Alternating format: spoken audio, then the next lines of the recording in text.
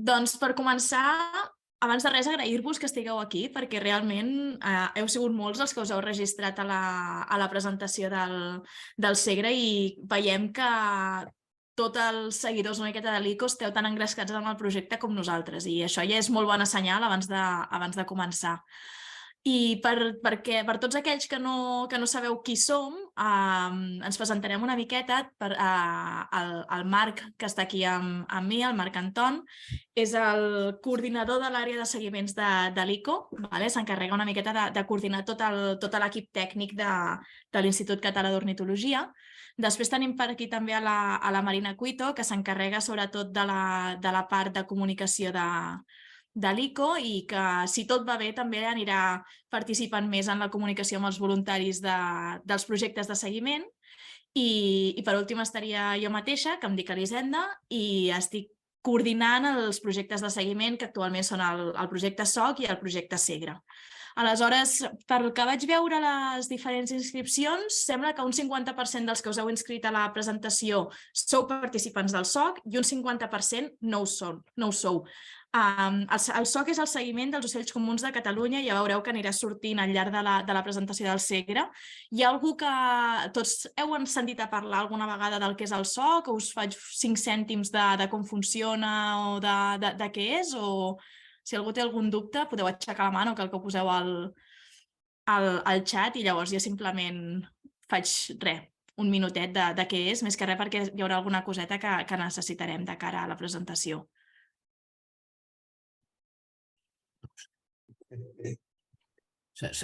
Sembla que ho teniu molt clar tots. En relació al que diu l'Elisenda, si teniu dubtes, no dubteu a tallar en el moment en què faci falta, i també hi ha l'opció, si no, d'aixecar la mà o de fer alguna pregunteta pel xat, això vosaltres mateixos. Sí, de fet havíem plantejat que tenim unes diapositives preparades, però crec que és millor, més que deixar els dubtes pel final, que ja acabaran sortint coses de cara al final, que em talleu i així ho fem una mica més interactiu i no és tant un monòleg per part meva i vosaltres simplement escoltant. Per tant, tot allò que us vagi passant pel cap al llarg de les diapositives, endavant, ho podeu comentar i així serà una miqueta més amè. I suposo que ara sí que ja podem començar. Us comparteixo la pantalla i em dieu si la veieu.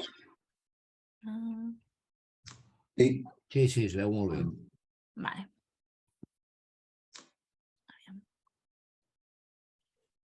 Vale. Doncs el Segre és el seguiment general de rapinyaires forestals. Les sigles veieu que no coincideixen amb el que serien les lletres principals. Això és perquè aquest projecte va començar el 2019 i va començar com a projecte de seguiment general de rapinyaires en espais naturals protegits, que seria l'AE aquesta d'espais naturals. Actualment, a l'obrir-lo a voluntaris, també ampliarem l'àmbit d'acció del projecte i per això, tot i mantenir les sigles del projecte, hem canviat una miqueta el que seria la descripció de què és exactament el Segre. I per què un seguiment de rapinyaires forestals? Suposo que tots vosaltres ja esteu introduïts en el món de l'ornitologia i sabeu que els rapinyaires al llarg del segle XX els van estar molt perseguits, tot i que les bones notícies és que, tal com hem pogut veure al llarg dels atles, han anat recuperant distribució i s'han anat recuperant al llarg d'aquests últims anys. A més, els rapinyaires estan al capdamunt de la cadena tròfica i, per tant, són bons indicadors de la salut dels ecosistemes. Per tant, és molt important tenir un bon seguiment de totes aquestes espècies que serien les target, les objectius del projecte Segre. A Catalunya, com està el tema dels seguiments? El que comentava, tenim el seguiment del SOC, que és el seguiment dels ocells comuns de Catalunya i que, per tant, segueix totes les espècies en general i d'una mateixa manera. El que passa és que molts rapinyaires no queden ben representats en el SOC, ho veurem en un segon. Com hem dit, els rapinyaires desperten molt d'interès en els ornitòlegs, però el que comentàvem, que amb el SOC no queden ben representats. Aquí teniu 2 exemples amb tendències de l'últim atles dels ocells nidificants. En el cas de l'aligot, que és una espècie molt més comuna, ja veieu que tenim una tendència molt fiable amb uns intervals de confiança, que serien aquestes zones més claretes, que són bastant estrets i això ens diu que aquesta tendència és fiable. Però, per altra banda, amb l'astor ja veieu que aquests intervals de confiança són molt més grans i, a més, tenim uns canvis poblacionals d'un any per l'altre que realment ens fan dubtar molt d'aquesta tendència que obtenim amb el seguiment del SOC. I això era un dels primers motius pels quals vam decidir que era important desenvolupar un segon seguiment enfocat a aquest tipus d'espècies. Després, totes les espècies així més importants, els rapinyaires, també se segueixen a nivell més de parcs, pel que dèiem, perquè estan al capdamunt de la cadena tròfica, són bones indicadores, però després aconseguir que aquestes dades surtin fora dels parcs és molt complicat. Aquí teniu un llistat dels diferents parcs, veieu que en la majoria hi ha un seguiment, no totes les espècies en la majoria de parcs estan seguides, però un cop mirem què passa amb aquestes dades fora dels parcs, per la majoria tenim directament un interrogant de que no s'hi pot accedir fàcilment, si més no. I per últim, un tercer motiu pel qual necessitàvem un seguiment especialitzat en aquestes espècies és el context legal en el que ens trobem. Tots aquells que sou col·laboradors del SOC, us hem anat repetint al llarg de l'últim any tot el tema dels períodes sexenals, de períodes de 6 anys que ens estableix la Unió Europea per reportar quin és l'estat de les poblacions d'aquelles espècies de la directiva Hàbitats, de la directiva Ocells o que estiguin catalogades com amenaçades. I en el cas dels rapinyaires, aquí teniu una miqueta tots els rapinyaires, en els quadrats en taronja teniu les espècies objectiu del projecte Segre i quan mirem com està la informació per aquestes espècies veiem que per la majoria o no hi ha informació o estan parcialment representats. Per tant, hi ha una necessitat legal poder aconseguir que aquestes espècies estiguin ben monitoritzades. Per tant, els objectius del projecte, en primer lloc, és aconseguir unes tendències fiables, igual que amb les altres espècies que se segueixen amb el SOC, poder seguir les seves poblacions a llarg termini, però també necessitem poder establir patrons de distribució, que per això serà molt important poder definir els quadrats al llarg de tot el territori català, poder tenir un sistema de seguiment estandarditzat per poder comparar les dades al llarg dels diferents observadors i veure també canvis poblacionals i estimar les poblacions de Catalunya de les diferents espècies. I ara entrem una mica a la metodologia. Alguns de vosaltres ja m'heu demanat quadrat. Ho tinc en ment, no se m'ha oblidat, ho estic treballant, però estem intentant definir aquests quadrats de la manera més imparcial possible. I aleshores ara us explicaré com estem definint aquests quadrats perquè veieu que no és que no s'ha fet, sinó que és més elaborat del que semblava. Aquí en aquest mapa teniu els diferents quadrats que han estat actius al llarg dels últims anys. Com he dit, el projecte va començar en les àrees protegides el 2019, per això us he marcat sobretot els parcs naturals. Ja veieu que, per exemple, al Montseny n'hi ha molts, a Sant Llorenç del Munt també n'hi ha molts, perquè la DIBA, la Diputació de Barcelona, va donar un suport molt intens i ha sigut la inversió econòmica principal del projecte per poder-lo tirar endavant. Aleshores, aquests han sigut els 58 quadrats que hi han hagut actius el 2022. La majoria han estat en àrees protegides. Ara, a l'obrir-ho a voluntariat, també podrem accedir a quadrats fora d'àrees protegides, però sí que intentarem que hi hagi que estiguin ben representats tant les zones protegides, de xarxa Natura 2000 també, com fora d'aquestes zones.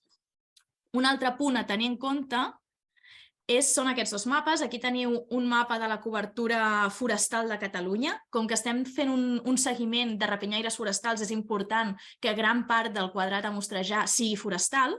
I per altra banda, com que entenem que és un projecte al que vosaltres participeu de manera voluntària, no us volem enviar a un quadrat on els models de l'Atlas diguessin que no hi havia ni una sola espècie, perquè si no les 3 hores de cens al final es podrien fer eternes. Llavors volem tenir en compte una mica la riquesa d'espècies que hi puguin haver a cada quadrat, la cobertura i el que dèiem de les àrees protegides. Per això està sent una mica més llarg aquest procés del que ens esperàvem a l'inici.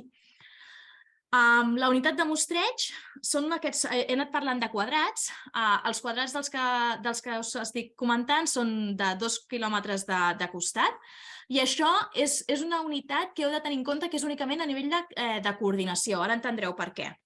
Quan vosaltres tingueu adjudicat un quadrat, el punt important serà el punt d'observació. En aquest cas teniu dos exemples de dos quadrats en dos llocs diferents. En aquest quadrat d'aquí està molt clar on s'ha de col·locar aquest lloc d'observació. Totes aquestes zones del voltant són molt més baixes, hi ha un únic punt elevat i, a més, la cobertura forestal no és majoritària. Per tant, era molt clar que el punt d'observació havia d'anar aquí al centre per poder observar tot el quadrat. En canvi, en el punt aquest del Matagalls, la cosa es complica una mica més.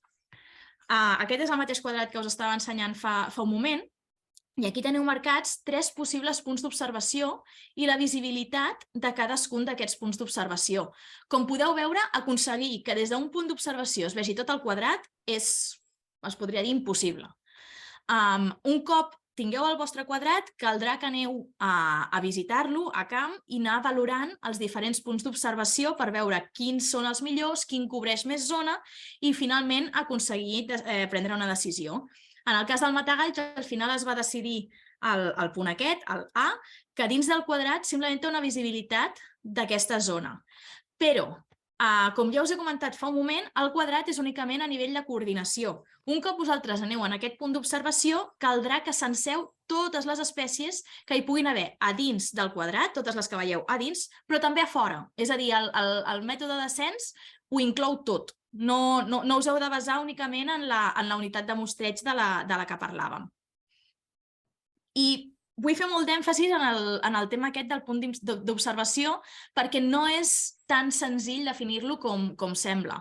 El punt més elevat no té per què ser el millor, perquè si estem molt amunt, la manera més fàcil d'identificar els rapinyaires és amb el contrast amb el cel. Si nosaltres estem molt amunt, de manera que tota la superfície del voltant està molt més avall, haurem de veure i identificar els ocells des de dalt i, per tant, serà molt més complicat detectar-los. Per tant, és important tenir en compte aquest aspecte, una miqueta com és al voltant del punt i també fins a quin punt els podem veure cap al cel.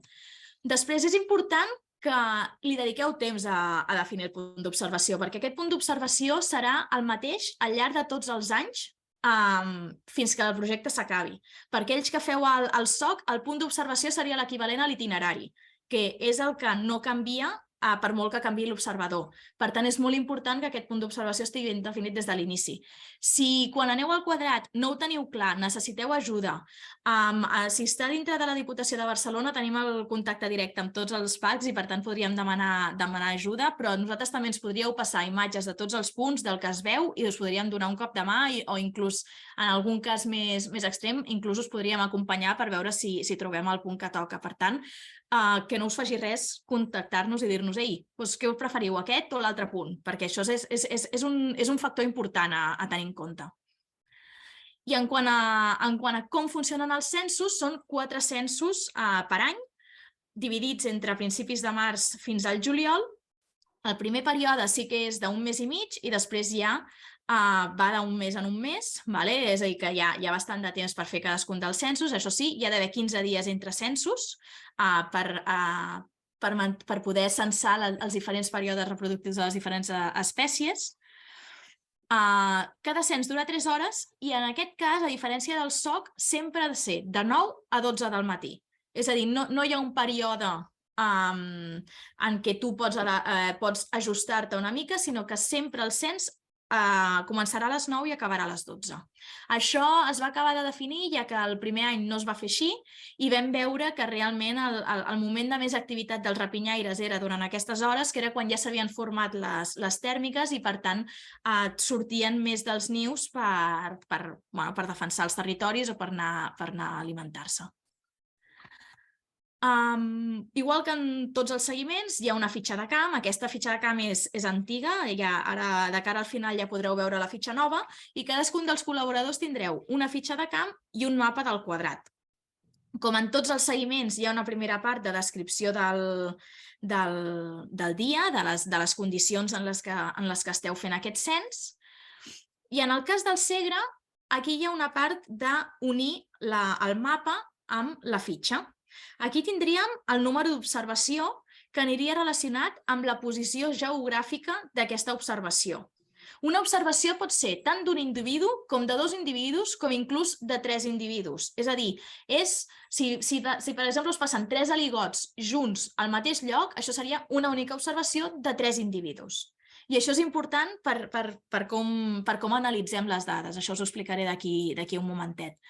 També és interessant si alguns de vosaltres podeu arribar a reconèixer l'individu i poguéssiu marcar, doncs mira, aquest individu que he vist aquí és el mateix que he vist al cap de 2 hores, perquè això també ens ajuda després a definir les dades que podrem analitzar. Però el punt més important és poder-ho referenciar geogràficament correctament i que estiguin ben units els codis d'observació amb la localització geogràfica. I finalment, un altre punt a tenir en compte és que s'ha d'avaluar una mica el comportament d'aquell individu. Si simplement està de pas, si està fent algun crit d'alarma o si està alimentant els polls, per exemple. Ara, de cara al final, també tindreu els codis de comportament i que, a més, estan també units a la fitxa. Per tant, en això no hi hauria d'haver problema. Si en algun codi de comportament teniu algun dubte, també el podem revisar. I un cop ja heu fet els censos i heu omplert la fitxa, el que s'ha de fer és entrar aquestes dades a una pàgina web on estem emmagatzemant tota la informació per després poder-la analitzar. També de cara al final us ensenyaré com funciona aquesta pàgina web i ja veureu que és realment fàcil. Els diferents colors no volen dir res més que estiguin dins del quadrat, dins la zona que hem marcat com a visible, dins el quadrat fora de la zona que hem marcat com a visible o directament fora del quadrat. Però totes aquestes observacions, tinguin el color que tinguin, són igual de vàlides. Per això us deia que des del punt d'observació s'han de notar absolutament totes les visualitzacions de rapinyaires que es facin, estiguin on estiguin. I això que us comentava del nombre d'individus és perquè la mesura que utilitzem per fer les tendències en aquest cas no és quants ocells hem vist, sinó quants territoris definim. Amb els rapinyaires, gràcies a fer els 4 censos al llarg de tot el període reproductor, podem acabar definint una àrea que és la que considerem que la parella està defensant. I a partir d'aquí, doncs, per exemple, en aquest quadrat d'aquí diríem que tenim 2 parelles de ligot. Si l'any que ve en tenim una, vol dir que la quantitat de parelles d'aquest quadrat s'ha reduït a la meitat i a partir d'aquí, i agafant tot Catalunya, acabaríem definint aquesta tendència a llarg termini. Per tant, és molt important que totes les observacions que es facin quedin ben georreferenciades per poder definir la distància entre cadascuna de les observacions i poder definir correctament aquests territoris. Com ja us he comentat fa una estona, el projecte va començar el 2019. El 2019 va ser un any pilot, va ser un període de cens no estandarditzat en el sentit que els censos es podien fer abans de les 9 i podien acabar després de les 12. Com que això aportava molt de soroll a les dades, ara s'ha definit que serà de 9 a 12. Després vam tenir la mala sort que just el segon any que ja havíem definit bé els períodes vam haver de tenir en compte la Covid i això també va fer que haguéssim de reduir molt els censos. Per això han anat passant anys fins que ho hem obert als voluntaris. I finalment, el 2021-2022 ha sigut el primer moment en què hem recollit dades adequades per totes les espècies i pels diferents quadrats i per tant hem començat a definir els primers resultats. I aquí teniu, per exemple, un parell de tendències de mostra. Així en verd tindríeu la tendència que obtenim amb el so. Com veieu, és el que comentàvem, que tenim uns intervals de confiança realment grans, que no ens podem fiar aquestes tendències que obtenim. I aquí tindríem la primera tendència, que de moment és incerta, però la primera tendència que hem generat amb el Segre, i ja podeu veure també que l'interval de confiança ja és molt més petit i considerem que un cop augmentem la mostra potser creixerà una mica aquest interval de confiança, però que aquest projecte ens permetrà obtenir resultats molt més fiables que no pas el SOC. En aquest cas teniu l'astor i en aquest altre cas tindríem l'àguila marcenca, però tornem a estar amb el mateix, que l'interval de confiança és molt més petit que no pas aquí.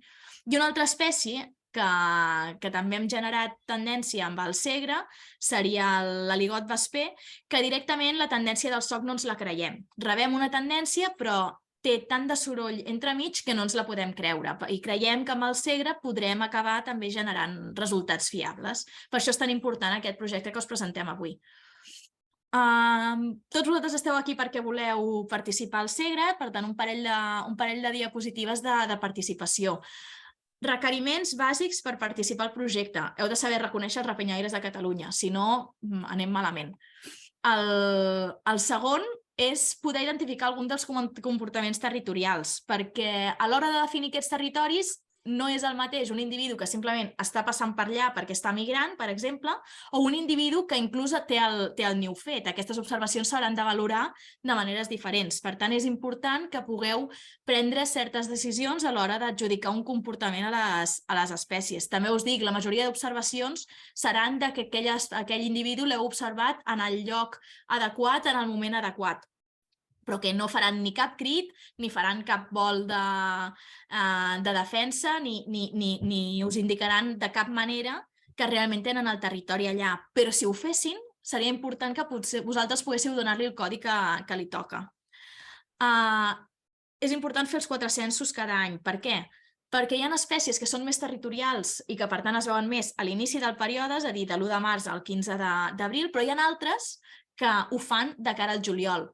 Per tant, si només feu uns censos o uns altres, hi ha algunes espècies que no queden ben representades i això ens aportaria molt soroll a les dades també que esteu recollint.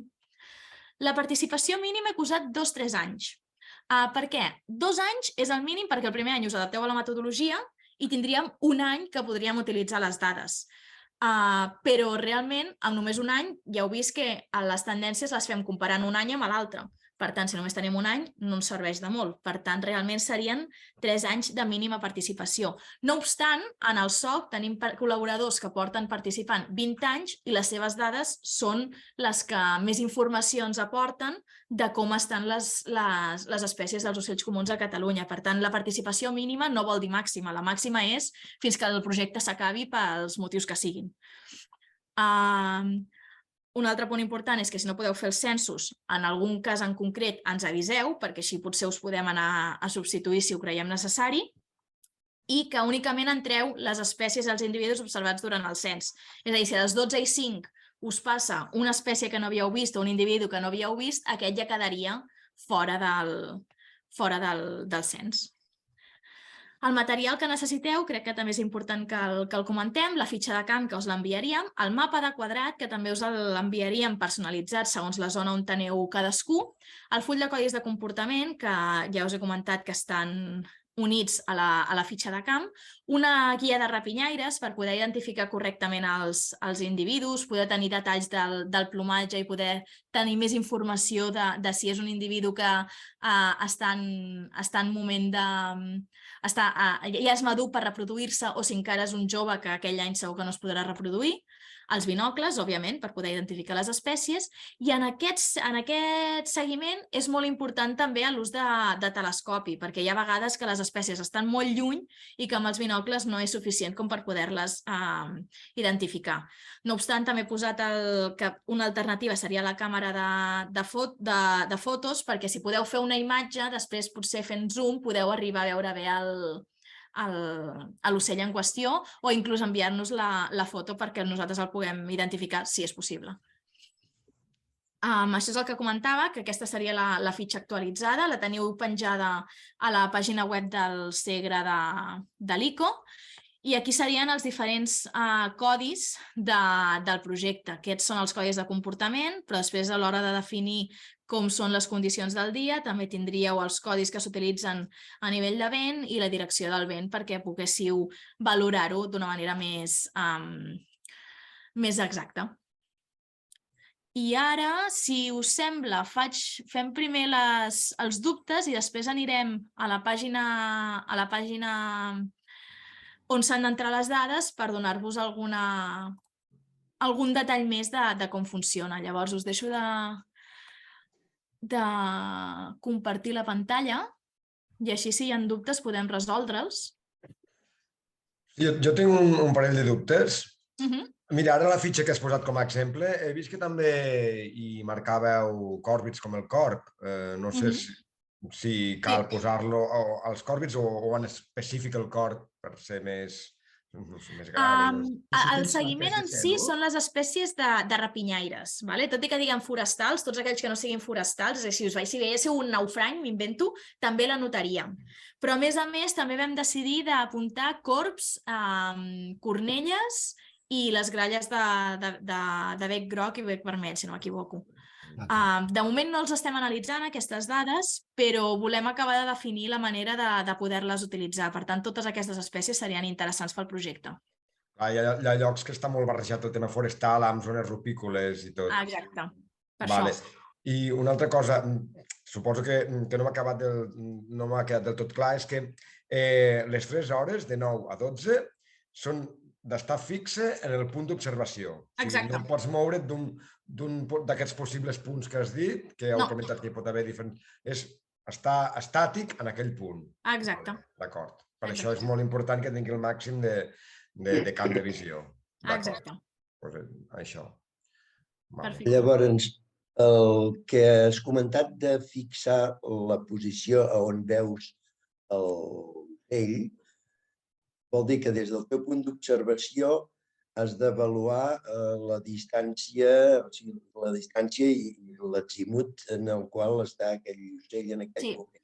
Penseu que un cop estigueu al vostre punt d'observació anireu coneixent també la zona. Per tant, serà molt més fàcil de posar-la en el mapa, però un o 2 dies d'anar a camp a practicar de veure, veig aquest barranc aquí, on queda en el mapa, d'anar practicant com plasmar la topografia del que tu veus visualment en el mapa sí que és necessari, perquè és important aquesta geolocalització de les observacions. Sí, aquí juga molt, almenys amb l'experiència que tenim o amb el que hem anat veient, i juga molt això, el portar-hi dies allà a la zona. Jo crec que és molt important marcar-te punts de referència en moments determinats. Quan arribes allà, el primer que tu veuràs un turonet allà, intenteu al mapa situar quin és aquell turó, o si coneixeu la zona habitualment ja sabreu quin és, i doncs un turó, l'altre turó allà, i aleshores situant una miqueta sempre pots triangular d'alguna manera des d'on tu estàs fins més o menys on t'és, i veure si a vegades tens valls paral·leles al teu costat que pots definir, ara s'ha posat per aquí dintre aquesta vall, per tant està més o menys a aquesta distància, i poquet a poquet això és veritat que sona raro, que les primeres vegades penses, hòstia, segur que l'estic posant bé, però a poc vas aprenent el tamany que tenen a una certa distància. Aquí l'experiència hi juga bastant.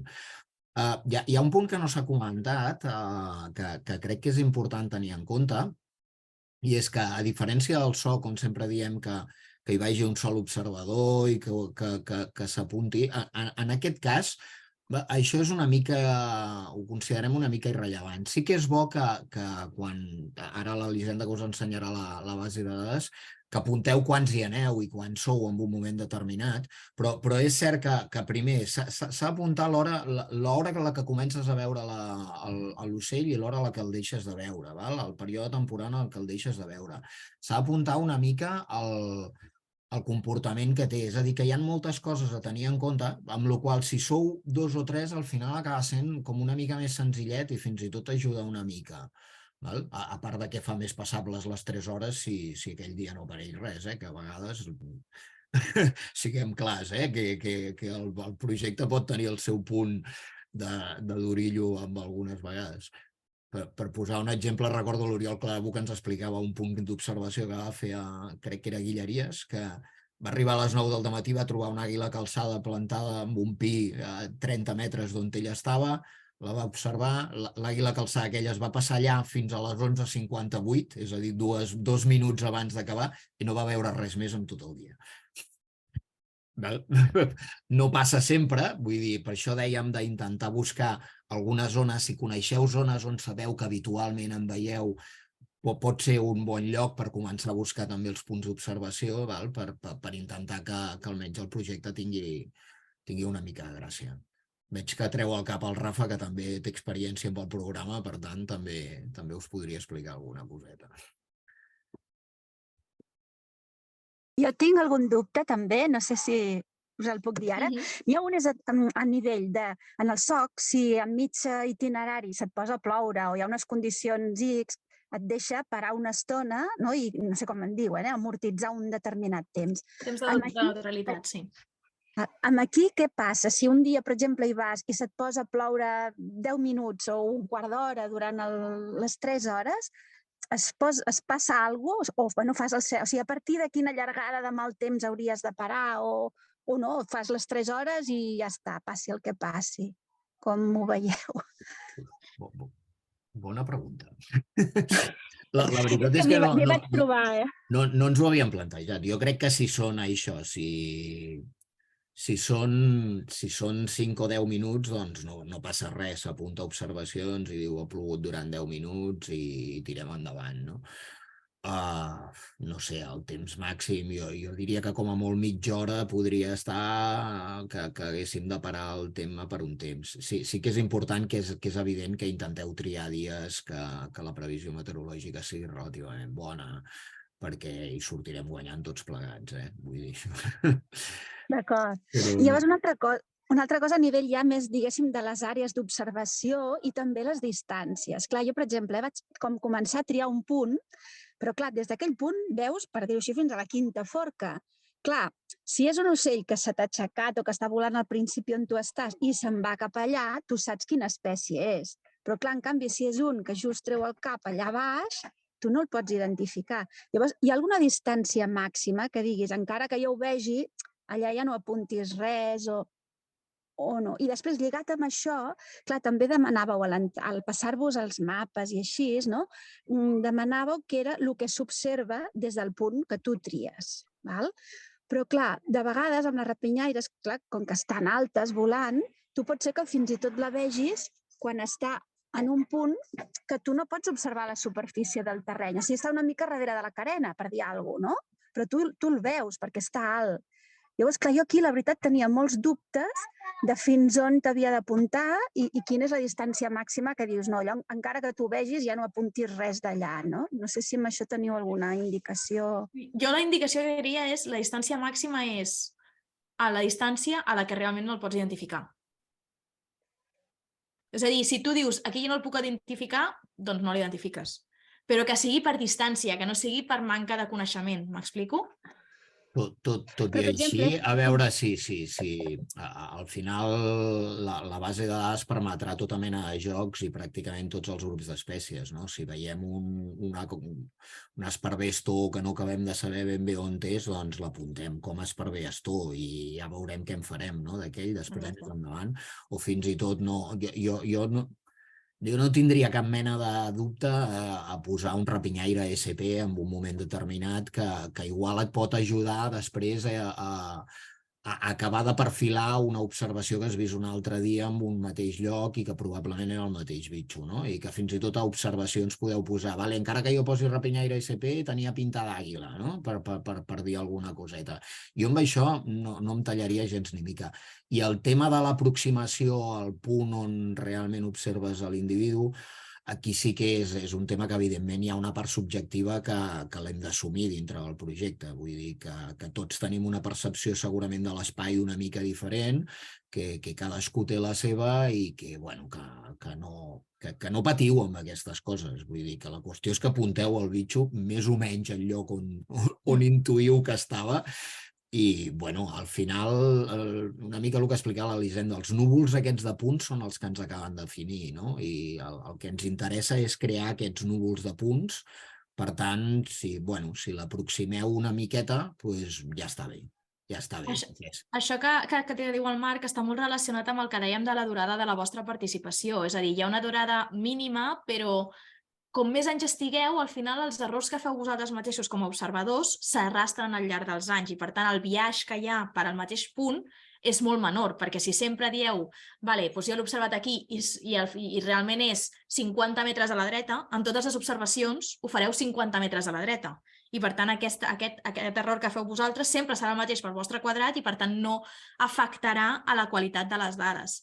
El problema ve quan hem de començar a canviar d'observadors i que, per tant, puguin començar a canviar les percepcions aquestes que comentava el Marc, de que cadascú té una percepció pròpia de l'espai. Llavors, és important que quan us afegiu a un programa de seguiment, ja sigui el nostre o qualsevol, però que tingueu la voluntat de tenir una permanència a llarg termini per ajudar a reduir les variacions que hi puguin haver entre observadors.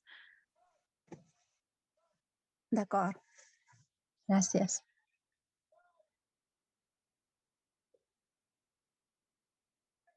Què més? Vale.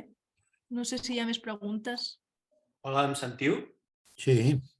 Hola, soc el Dani Roca. No, només volia comentar sobre això que dèieu, sobre el punt exacte d'on està el rapinyaire, que tampoc no cal... És a dir, els rapinyaires es mouen i moltes vegades els veus volant i l'observació pot durar 3 o 4 minuts i al primer moment l'has vist a una punta i al final de l'observació l'has vist a l'altra punta. Llavors, afinar molt al final és més tenir una percepció, com que estàs allà tot el matí, de quina és la zona principal per on estava aquell ocell, però a vegades us trobareu que realment feu una observació d'un ocell que creua el quadrat d'una punta a l'altra. I això també ho heu de tenir present. I a part d'això, no només us volia dir, doncs, els que us estigueu pensant d'apuntar-vos-hi o no, que és molt interessant i que també podeu aprofitar aquestes 3 hores per fer una llista completa. És a dir, que esteu mirant rapinyaires, però com que esteu allà, esteu escoltant tots els ocells que passin, els esteu veient, i és molt divertit aprofitar aquella estona també per fer una llista completa que després, independentment del segre, es pot posar a l'ornito també. Jo, amb aquest tema de les llistes completes, el que sí que recomanaríeu és que en féssim 3, que en fem una de cada una de les hores. Això és una recomanació que hauríem d'afegir segurament al d'això, perquè s'ajusten una miqueta més les llistes. Les llistes de més d'una hora al final acaben sent una mica més difícils de tractar.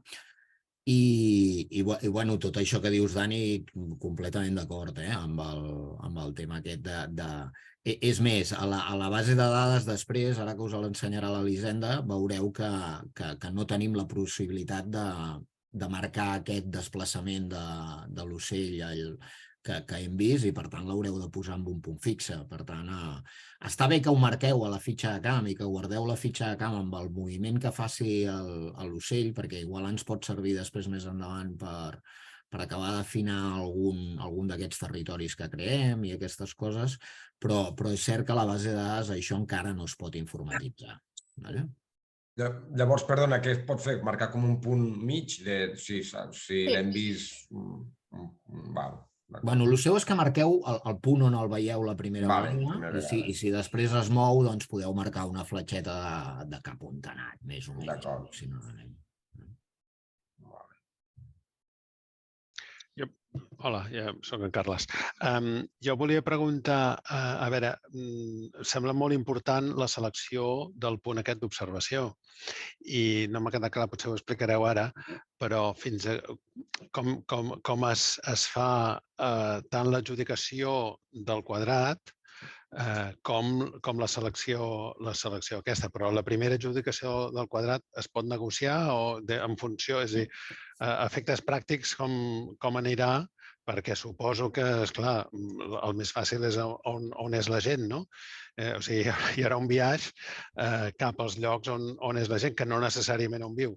I hi haurà altres espais, com passa amb el soc, que t'hauràs de desplaçar més estona, etc.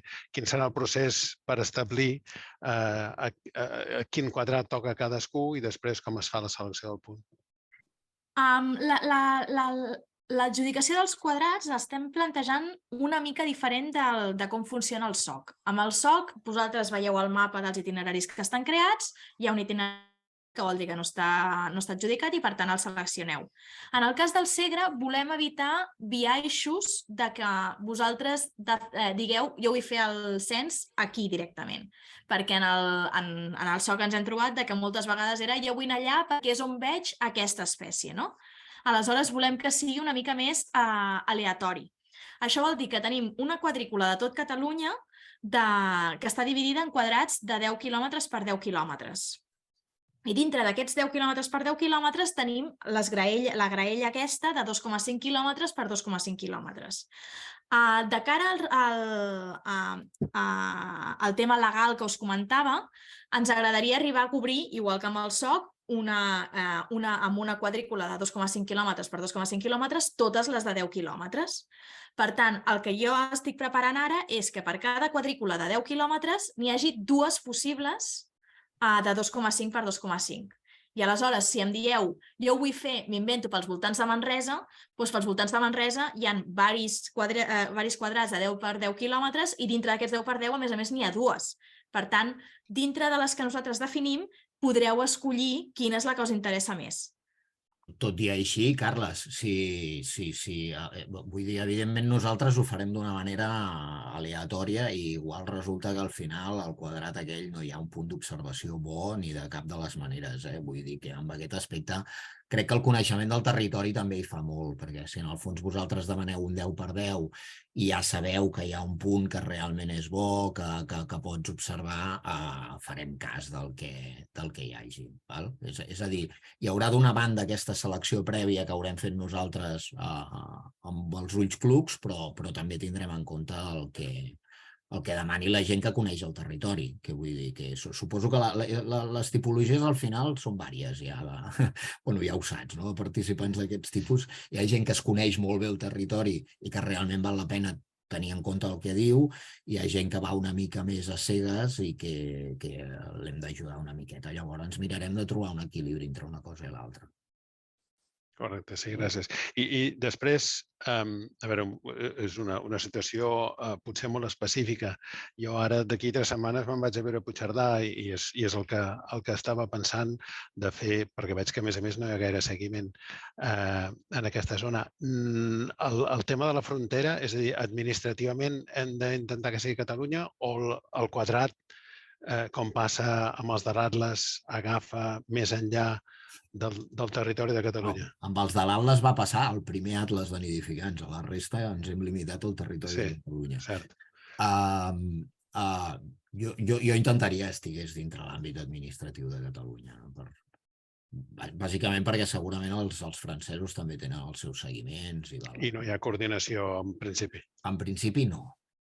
Almenys amb aquest seguiment en concret no. Molt bé, gràcies. Jo afegiria que si heu de decidir quin és el punt d'observació, no penseu que necessàriament el més alt és el millor. Que el més important és que tingui molt bona panoràmica, que tingui una vista el més ampla possible, però de vegades, si és un punt molt alt i tot el que veus està molt a baix i ho veus contra el bosc, costen molt més de trobar els rapinyaires, però molt, molt més de trobar. O sigui que pot ser més bo i pot ser una bona idea fer proves, però pot ser, a vegades, sobretot si és una zona de muntanya ja més alta, com el Montseny o Pirineus, que els desnivells són molt bèsties, però a la serralada litoral també pot passar. Pot ser més bo un lloc una mica més baix, però amb molt bona panoràmica i que tu miris una mica cap amunt, o a nivell d'horitzó o cap amunt, que no un lloc que dius, ostres, ho veig tot, però estic molt alt i tot el que em passi segurament em passarà per sota meu i llavors els rapinyaires, que la majoria són foscos, marrons, trobar-los contra els arbres és molt, molt difícil. Llavors, si és un quadrat nou, potser val la pena fer proves, algun dia anar a fer mitja hora en un lloc, mitja hora en un altre lloc i buscar llocs amb bona panoràmica. Per exemple, una vall, de fet hi havia un quadrat al Montnegre que es fa des de baix d'una vall, però com que estàs en un lloc obert veus tota la vessant, diguéssim, i tots els rapinyaires que passen els veus fons cel més fàcils de localitzar i de no perdre tant cap. Sí, aquest és un punt clau, això que diu el Dani és molt, molt important. Doncs, si no hi ha més dubtes, passem a la part de la pàgina web. Els que participeu al SOC ja esteu familiaritzats amb aquesta pàgina, però també tenim l'opció del Segre, que en aquesta no hi podeu accedir. Això seria una miqueta el mapa on acabaran posats tots els quadrats que estan disponibles. I aleshores agafem qualsevol, ens n'anem al al quadrat. Això seria la imatge que vosaltres tindríeu del vostre punt de mostreig. Llavors ens n'anem a la part de censos i aquí hi ha una opció de posar un 900. Llavors, entrem un 900. A l'observador ja podreu posar vosaltres el vostre nom i aquí hauríem de posar la data. Doncs posem de l'any passat, m'invento el 10 de juliol. Doncs l'hora d'inici, el que comentàvem, que sempre serà a les 9 i l'hora de finalització sempre serà a les 12. El període. Això és una cosa important, perquè amb el SOC sempre hi ha molts errors. És important seleccionar el període que li toca. Si hem dit que el cens és del juliol, seria la quarta sessió de l'any. El temps de neutralitat, en aquest cas, sí que serien 0 minuts, perquè se suposa que a les 3 hores estem mirant, i aquí és on podem entrar tota la part de descripció de les condicions del cens. La nuvolositat, doncs ja veieu que va de 0 a 8, posarem 4. La pluja hauria de ser absent o feble, no hauríem d'estar fent el cens amb una pluja més forta. La temperatura, si és el juliol, suposo que estarà entre 20 i 30, si no més.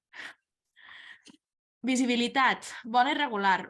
Tenint en compte que estem buscant rapinyaires, hauríem de prioritzar fer els censos quan hi hagi visibilitat bona, però bueno, aquí teniu l'opció de les dues categories. Aquí la direcció del vent serà important també que la pugueu comprovar. I la intensitat del vent, de cadascuna d'aquestes categories les teniu descrites a la fitxa de camp. Dos detalls. És molt important, veieu que hi ha un clic que diu s'ha usat telescopi al costat on està l'observador. Aquest clic és important que el marqueu si l'heu fet servir o no l'heu fet servir, perquè realment el nivell de detecció pot variar molt en funció de si s'utilitza o no. I el tema aquest de la direcció del vent i de la intensitat del vent, tingueu en compte que això ha de ser una mitja del que estigui passant durant el dia. Evidentment, en 3 hores el vent et canviarà de direcció, et canviarà d'intensitat i mireu de fer això, una mitjana. Aleshores guardaríem els canvis. Aquí observacions podríem afegir el que consideréssim. Perquè potser aquest punt de mostreig ja tenia... Posa el 21 i llavors ens te'l deixarà entrar, suposo.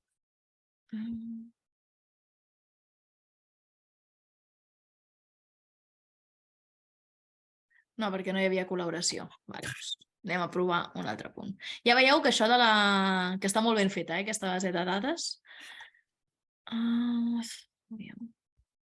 Aquest crec que no té algun dels punts. Perfecte.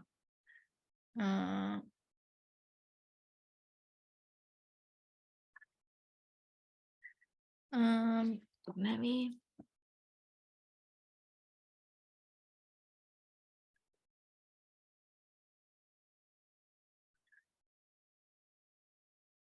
Aquí, si us equivoqueu de sessió, ja us surt marcat de que l'observació està fora de període.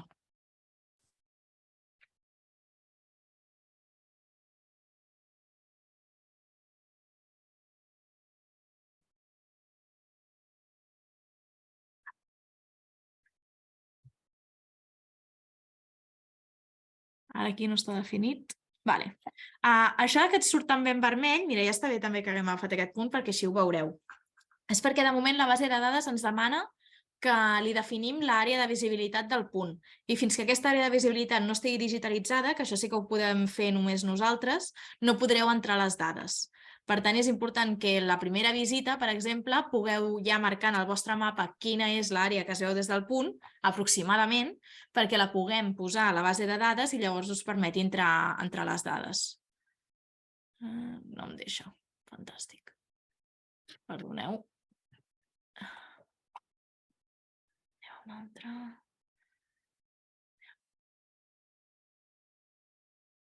Si no, dit a un cens que ja estigui, perquè llavors... Sí? Doncs us ensenyo un cens que ja està fet. Vale. Doncs que aquí llavors no poden veure com centra, però bueno, la qüestió és que aquesta seria la manera com queda Si feta el... l'edites pots entrar més dades. Vale, perfecte. Aquí seria com queda un cens que ja està feta, que ja està entrat. I llavors aquí podeu veure on han caigut les diferents observacions que s'han fet, el que comentava, que els colors bàsicament indiquen si estan dins de l'àrea de visibilitat, a fora de l'àrea de visibilitat, però dins del quadrat o fora del quadrat. Però això no té cap tipus d'importància. Totes les visualitzacions són importants. I aleshores... Ai, perdoneu una qüestió, que m'he perdut en una cosa.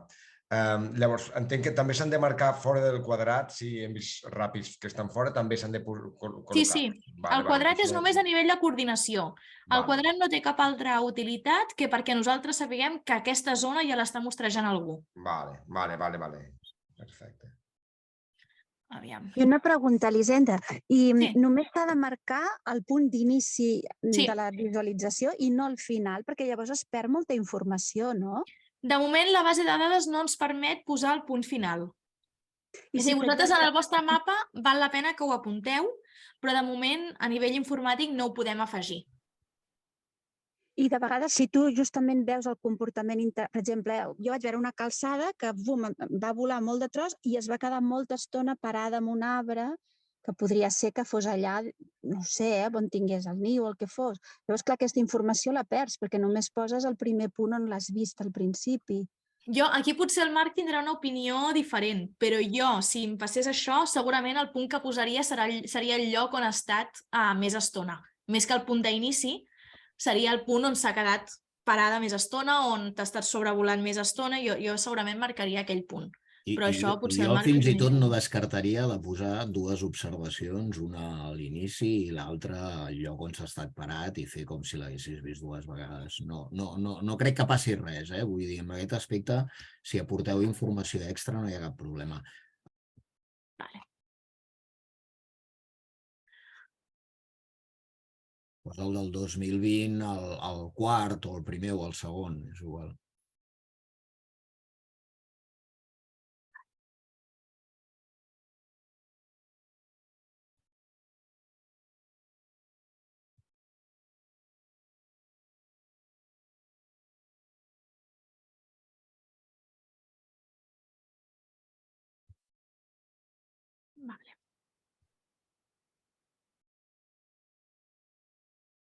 Vale, ara sí, perfecte. Aleshores aquí al costat teniu el punt d'observació i la visibilitat perquè pugueu identificar una miqueta quines zones són les del vostre mapa i aquí teniu els diferents tipus de mapes cartogràfics perquè també us pugueu acabar d'ubicar un cop estigueu aquí. I aleshores aquí teniu bastant de zoom, tant a nivell de vista aèria com a nivell topogràfic per poder-vos també ubicar una mica millor i teniu zoom tant cap a dins com cap avall perquè pugueu realment posar el punt allà on ho heu vist. I aleshores...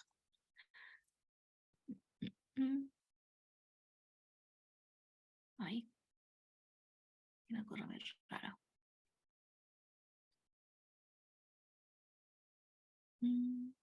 Aquí. Per què no em surt per entrar a les dades? Hi posa observacions allà? És que jo ja no sé com funciona això. No ho entenc. Rafa, tu que l'havies entrat, com...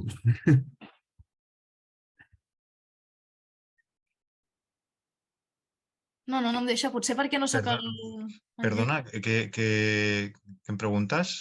Sí, deia que per entrar observacions les has de posar aquí al costat, no? Observacions... No, entrar una observació d'un rapinyaire que hem vist. Sí. Normalment, aquí a la dreta, a la dreta del mapa surt un símbol d'ubicació, però aquí no surt, aquí surten unes capes. I amb el símbol d'ubicació... A les capes aquestes de la dreta, Elisenda, on posa observacions, posa't a sobre observacions, perquè si no només esteu veient el quadrat. I ara t'hauria de deixar. Ho has activat? Sí. Que estrany. Hòstia, igual és... Escolteu, si no, mira, comparteixo Sí. jo perquè jo he entrat en un que em deixa. Vale. Sí, jo abans també havia entrat en un per preparar-ho que em deixava, però ara no hi havia manera. A mi em va passar que quan intentava introduir a Toro Pasado dades antigues, una vegada em va passar quan no eren el meu nom. Ja. No sé si te'n recordes, Elisenda, que ho van consultar, que intentava corregir una introducció de dades d'un altre company i vaig tenir aquest problema. I vaig haver d'esborrar tota la pàgina i tornar-ho a començar com si l'observació fos meva. Bueno, en qualsevol dels casos, si mireu ara aquesta, que jo aquí he editat un cens que ja estava, que té un munt d'observacions, i ara, per exemple, podria venir aquí, el que us ha de sortir és aquest simbolet que hi posa afegeix observació, i llavors, en el moment en què feu un clic, feu el clic sobre el mapa i s'us obre un petit formulari on us deixa entrar tots els detalls de l'observació. A les espècies, doncs hauríem vist un milà reial, que hi hem vist 2 individus, per exemple, i que el vam començar a veure des de les 10:03 fins a les, no sé, fins a les 10:12, no? Per exemple, i amb el comportament ja us sortiria tot el comportament, doncs, i concretament vam tenir molta sort i vam veure que transportava material al niu. Hi ha, a més, una part d'observacions on podeu entrar qualsevol comentari. Doncs estaven fent un vol nupcial abans de no sé què, vull dir, el que vulgueu, Aquí poseu el que us convé. Ja simplement deses l'observació, la desaré i ara la borraré perquè veieu, i llavors ja us queda aquí automàticament. Les observacions, a mesura que les aneu entrant, la base de dades us genera el número d'observació, amb la qual és bo que les entreu amb els números que teniu vosaltres el full de camp perquè pugueu contrastar que realment són les mateixes. I una miqueta automàticament, jo aquesta que és la 22, ara no sé ni on l'heu col·locat, no la veig, però per dir-ho d'alguna manera, ell ja et determina, la 22, jo l'he posat dintre l'àrea d'observació, ja em posa els coloraines aquests, els colors. Un comentari. És important que entreu les observacions per l'ordre que vosaltres les teniu perquè són l'ordre d'aparició, perquè si us hi fixeu, la que ha entrat al Marc no ha quedat com a 22, sinó que ha sigut la 1, que l'ha posat de les 10:03 a les 10:12, perquè el programa el que fa és ordenar-les segons l'hora en què s'ha fet l'observació. Per tant, si no aneu fent-ho per ordre que ho heu anat veient, també serà molt més complicat de comprovar què és el que heu entrat i el que no heu entrat. Vale. Bueno, en qualsevol dels casos ja veieu que vull dir, queda aquí marcada i explica unes quantes coses. Com que jo l'he posat fora del quadrat, la deixa en vermell, et surt el comportament que has posat, si has posat observacions i teniu un fora de quadrat. L'observació la podríeu editar si us heu equivocat amb alguna cosa o, en aquest cas, eliminar-la, que és el que hem de fer ara perquè no ens quedi aquí una cosa que no és. Però veieu que el sistema és relativament fàcil i bastant intuïtiu, i que, a més, us permet jugar sobre el mapa, com ha dit l'Elisenda, amb el zoom, amb les diferents capes de fons, perquè pugueu veure una miqueta el que és. Bueno, deixo de compartir ja. No sé si hi ha algun dubte més del projecte. Si no hi ha cap dubte, us comparteixo una última vegada la pantalla.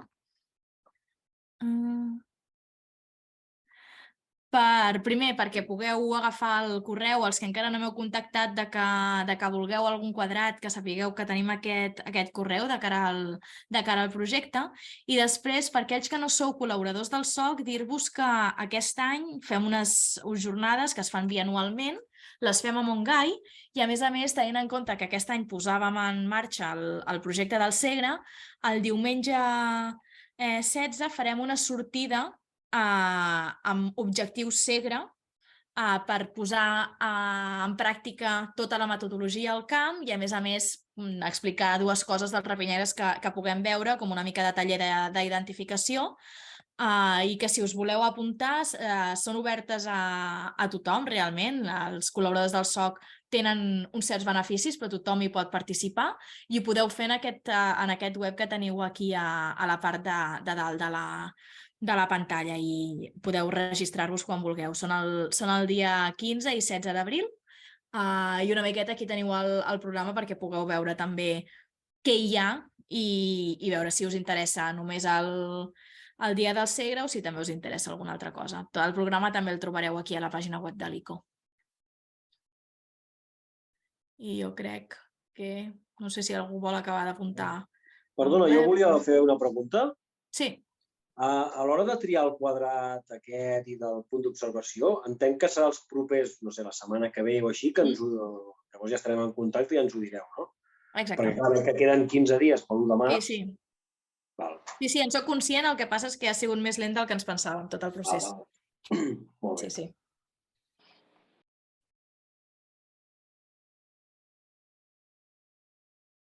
Hi ha algun altre dubte?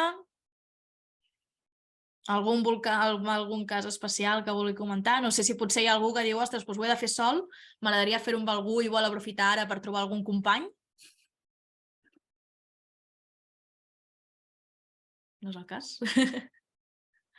Vale, doncs si no hi ha més preguntes, jo crec que ho podem deixar aquí. Podeu utilitzar el correu també que us he ensenyat per preguntar qualsevol cosa del projecte que vulgueu.